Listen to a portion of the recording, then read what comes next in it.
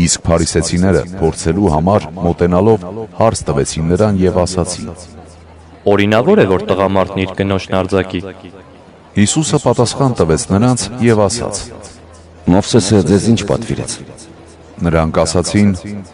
Մովսեսը թույլ տվեց ապահարզան գրել եւ արձակել։ Հիսուսը պատասխանեց եւ ասաց նրանց. Ձեր խստասրտության պատճառով գրեց այդ պատվիրանը։ Մինչդեռ արարչագործության սկզբից Աստված արու եւ էգ ստեղծեց նրանց եւ ասաց. դրա համար տղամարդը պիտի թողնի իր հորն ու մորը եւ գնա իր կնոջ հետևից։ Եվ երկուսը մեկ մարմին պիտի լինեն։ Հետևաբար այլևս երկու չեն, այլ մեկ մարմին։ Արդ մարդը թող չբաժանի այն, ինչ Աստված միացրեց։ Աշակերտները տանը նույն թեմայի շուրջ դարձյալ հարց տվեցին Հիսուսին։ Նրանց ասաց.